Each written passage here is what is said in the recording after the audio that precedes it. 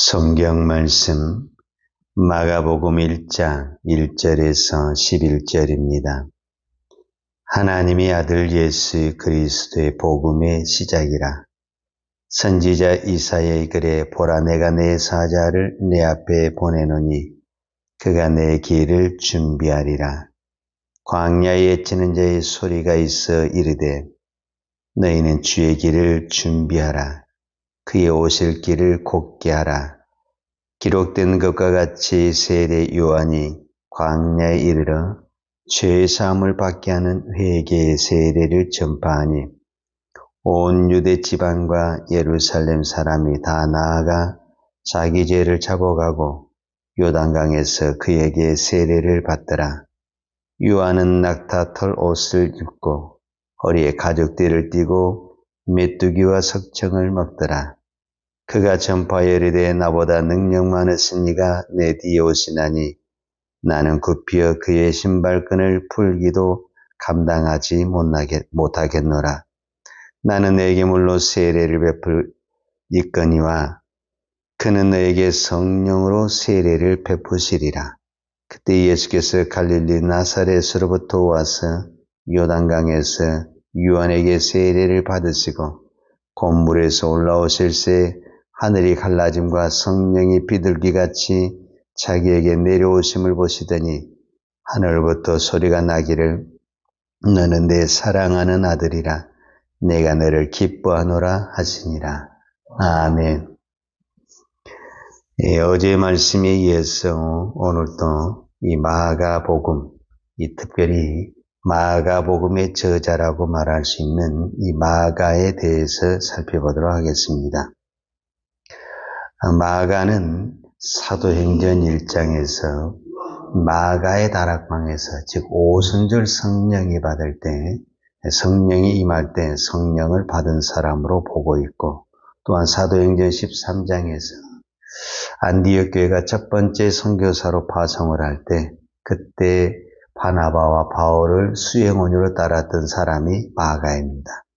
그런데 그가 사도행전 13장 13절에 보게 되면 밤빌리아 버가라는 지역에서 그 바울과 바나바가 이 선교 사역하는 이 일행팀에서 아무런 의논과 어떤 이야기도 없이 그냥 혼자 그 중도 포기하고 예루살렘으로 돌아오게 됩니다. 어떤 부분에서는 무책임하고 어떤 부분에서는 이 마가의 가장 연약한 부분이고 실패한 부분을 드러낸 부분이다라고 볼 수가 있죠. 이제 이것이 어디에서 문제가 되냐면 사도행전 15장에 가게 되면은 이제 바울과 바나바가 제1차 선교 여행을 마치고 제2차 선교 여행을 가게 될 때 이제 다시 바울이 제2차 선교여행을 가면서 1차 선교여행을 했던 그 지역에 이제 순회하면서 돌려가는데 그때 바나바가 누구를 데리고 가자고 하냐면 마가 요한, 이 마가를 데리고 가자고 그러는 거예요. 그런데 사도 바울은 1차 전도여행에서 그렇게 무책임하게 되돌아간 사람을 다시 데리고 갈 수 없다. 그래서 이 마가 요한 때문에 문제가 생겨가지고 바울과 바나바의 이 동역이 둘로 나눠지게 되죠. 그래서 바나바는 마가를 데리고 가고 바울은 이때부터 이제 실라를 데리고 제2차 선교여행을 가게 됩니다. 그리고 이제 바울은 계속 이 사도행전에서 등장을 하지만 바나바와 마가가 어떻게 사역을 했다라는 부분에 대해서는 성경에 그렇게 기록한 것이 없습니다. 그러나 이제 어디에서 보게 되면은 이 부분이 이제 찾아볼 수가 있냐면은 바나바나 마가나 그 다음에 바울이나 실라나 이제 사도 바울도 나중에 그런 이야기를 했지만 둘 다 증거하고 외치는 것은 복음이고 예수 그리스도입니다. 근데 동역하는 사람이 달랐고 그 다음에 장소가 달랐을 뿐이지 그들의 내용이나 그들의 사상이 잘못된 것은 아니라는 거죠. 그래서 결국 서로 보이지 않는 부분에서 동역과 협력이 이루어졌다라고 보는 것인데, 그것이 어디에서 우리가 이제 찾아볼 수가 있냐면, 디모데후서 4장 11절에 보게 되면은, 디모데후서는 참고로 바울이 마지막 서신을 쓴 책이다, 이렇게 생각할 수 있고, 또 실제적으로 바울이 마지막 인생의 마지막 부분에서 쓴 책이에요, 사실. 그때 바울이 디모데에게 편지를 쓰면서 너는 속히 내게로 오라 하면서 꼭 누구를 데리고 오라 하냐면은 마가 요한을 데리고 오라, 이렇게 표현을 하는 거예요. 그러면서 마가 요한에 대해서 뭐라냐면 그가 나의 이 일에 유익했다, 이렇게 성경을 기록하고 있는 거예요. 그러니까 우리가 성경에 대해서 이 마가 요한과 바울이 어떻게 서로 다시 연합했는지는 기록은 없지만, 이 부분을 봤을 때 서로 협력하고 좋은 관계가 이루어졌다는 것을 우리는 생각할 수가 있습니다. 자, 그러면 마가는 이제 이 바나바와 동역하면서 누구하고 또 연합을 하면서 사역을 하게 되냐면 베드로입니다. 베드로전서 5장 13절에 보게 되면은 베드로전서에 이런 말이 있어요. 택하심을 함께 받은 바벨론에 있는 교회가 너희에게 문안하고 내 아들 마가도 그리하느니라, 이렇게 성경에 기록하고 있습니다. 여기서 바벨론에 있는 교회라는 것은 로마에 있는 교회를 말합니다. 그런데 사도 바울에게 있어서 영적인 아들이 있었다고 한다면 그 아들을 우리는 보통 디모데라고 이야기를 합니다. 그런데 이 사도 베드로에게도 이 영적인 아들이 있는데, 이 영적인 아들이 누구냐면 마가입니다. 실제적으로 베드로가 이제 로마에 순교하기 직전에 이 로마 교회에서 복음을 증거할 때 유대인들에게는 베드로가 유대인의 말로 이렇게 복음을 전할 수 있었지만, 이방인이나 헬라이나 로마인 사람들에는 말이 안 통하는 거예요, 베드로가. 그때 이 베드로 옆에서 이 베드로의 그 말을 통역관으로 일해줬던 사람이 누구냐면은 마가입니다. 그러니까 어떤 부분에서는 이제 베드로가 베드로 전후서를 기록을 했지만은, 사실은 예수님 옆에서 가장 복음의 핵심을 들은 사람이 누구냐면은 베드로입니다. 그러니까 사실은 복음서를 쓴다고 한다면 가장 먼저 복음서를 쓸 수 있는 사람이 베드로입니다, 사실은. 그런데 이 복음서를 쓸 수 있는 그 자신의 권한을 누구에게 위임해 주냐면은 마가에게 위임을 해주고, 베드로에게 들었던 그 통역을 하면서 계속 베드로가 복음에 대해서 증거한 것을 듣고 전했던 이 마가가 결국은 복음서의 가장 첫 번째 책이라고 하는 이 마가 복음서를 기록하게 되는 것을 볼 수가 있습니다. 그러니까 결국은 이 마가는 이 복음에 대해서 누구에게 듣게 되냐, 이 복음을 누구에게 듣게 되냐면은 베드로에게 들었다라고 말할 수가 있죠. 그리고 베드로는 이 복음이 뭐냐? 복음이 예수 그리스도인데, 예수 그리스도에게 온 복음을 들은 사람이 베드로고, 이 온 복음을 들어서 증거했던 그 자리에 현장에 있었던 사람이 마가라는 거예요, 마가. 그래서 이 마가가 이 온 복음의 저자라고 할 수 있는 이 베드로 대신 글을 쓴 사람이 마가였다, 이렇게 말할 수가 있죠. 그래서 마가복음 1장 1절이 어떻게 시작하냐면은 하나님의 아들 예수 그리스도의 복음의 시작이다, 이렇게 이야기해요.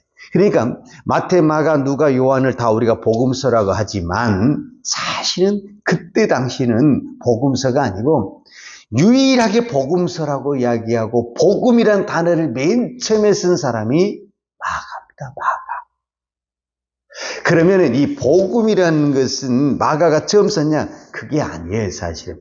그때 당시 이미 로마에 복음이라는 단어를 일반적인 로마 시민이 쓰고 있었습니다.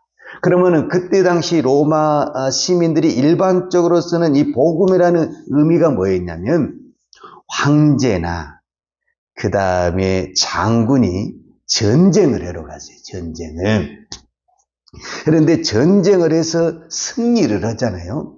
그러면 이제 승리를 할 때 대단한 이제 그 승리의 입성이 되는 거잖아요. 쉽게 말하자면은 승리의 군사들이 쫙 오고 막 이제 방파레가 울리고 막 장군이 나타나고 그이들은 수많은 포로병과 전리품이 따라온 거잖아요.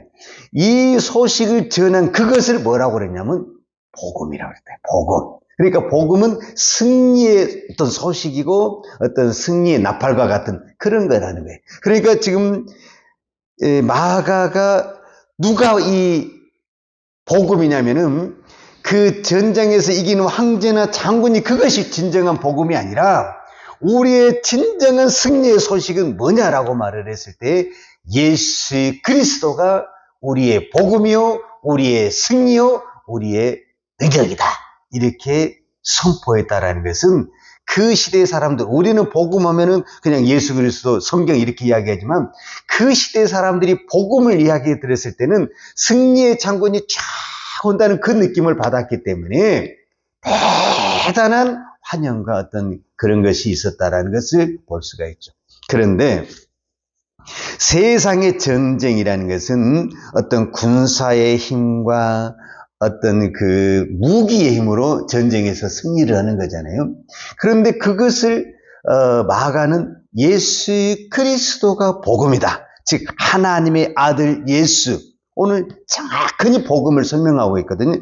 하나님의 아들 예수 그리스도의 복음의 시작이다. 그러니까 예수 그리스도를 뭐라고 표현했냐면은 하나님의 아들 그리스도, 복음 이렇게 설명을 하고 있는데 이 말은 예수 그리스도께서 십자가에 죽으심으로써 이 죄악을 물리치고 진정한 승리의 복음을 우리에게 주시는 분이다. 이렇게 말씀하고 있는 것입니다.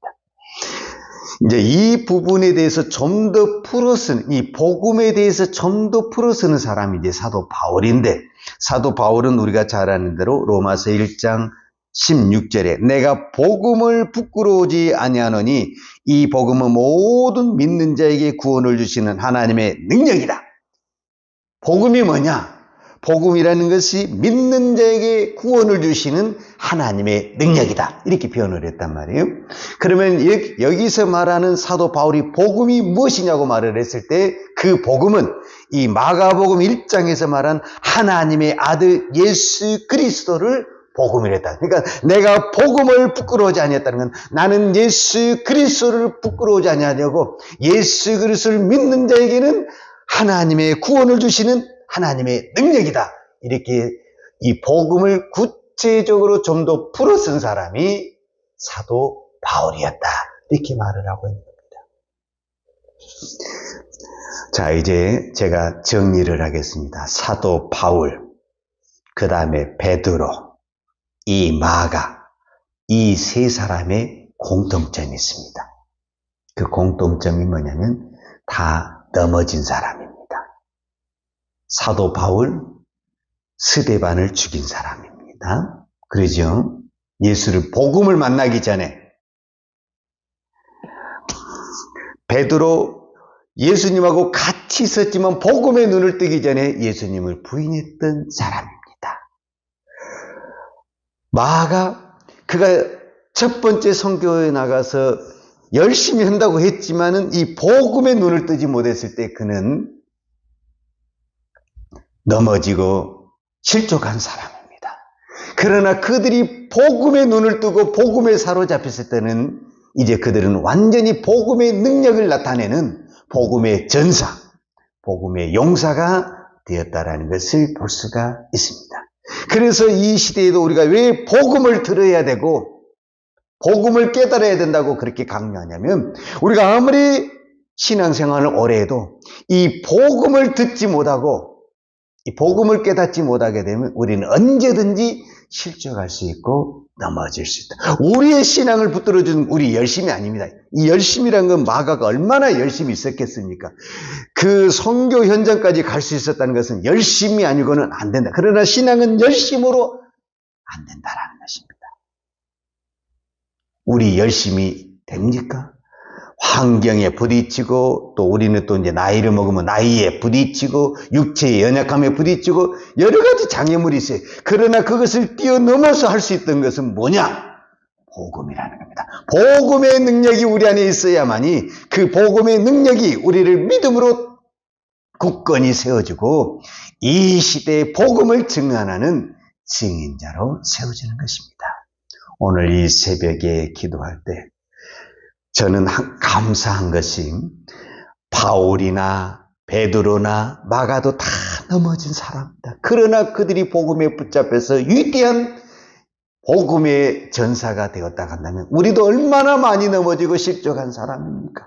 그러나 복음이 우리를 붙들고 있으면 우리가 끝까지 아름답게 이 마가처럼 바울처럼 베드로처럼 그 끝이 아름답게 쓰임받을 수 있다고 한다면 이것보다 더 큰 축복과 은혜가 없습니다. 오늘도 복음에 사로잡혀서 우리의 삶의 현장에서 아름답게 쓰임받는 우리의 삶을 통해서 온전히 복음의 능력이 오직 예수 그리스도가 자랑이 되고 드러나는 우리의 삶이 되기를 축복합니다. 기도하겠습니다. 하나님 아버지 감사합니다. 오늘 또 이 새벽에 다시 한번 살아있는 복음, 우리에게 구원을 주신 복음을 듣게 하시니 감사합니다. 이 복음이 바울을 바울 되게 하고 베드로를 베드로 되게 하고 마가를 마가 되겠습니다. 우리는 죄악으로 넘어지고 실족하고 참으로 영원히 죽은 사람이지만 이 복음이 나를 살려주었고 하나님의 일꾼으로 세워주었습니다. 오늘도 우리가 이 복음에 사로잡혀서 온전히 살아있는 복음을 증거하는 우리의 삶, 우리의 입술, 우리의 손발이 되게 하여 주옵소서. 오늘도 온전히 복음의 도구로만 쓰임받는 하나님의 종들이 되기를 축복합니다. 하나님 오늘도 이 새벽에 복음을 붙들고 기도하는 종들에게 복음의 능력을 부어 주옵소서. 예수님의 이름으로 기도하였습니다. 아멘. 유하는 내게 복을 주시고 너를 지키시기를 원하며 유하는 얼굴로 내게 비추사 은혜 베푸시기를 원하며 유하는 얼굴을 내 길로 행하여 드사 평강 주시기를 원하노라. 이제는 교회의 머리 되신 우리 주 예수의 그리스도의 은혜와 독생자를 보내주신 아버지 하나님의 그 크신 사랑과 성령님의 교통하심과 충만하신 은혜가 오늘도 복음의 능력에 사로잡혀 우리의 모든 삶을 복음을만을 증가하는 삶을 살기를 원하는 사랑하는 죄종들 머리머리 예와 이 나라 이 민족과 한국 교회 위에 온 열방에 이 생명의 복음을 증가하는 선교사님들 위에와 사랑하는 주의 자녀들 머리 위에 이제로부터 영원토록 함께 있을지어다. 아멘.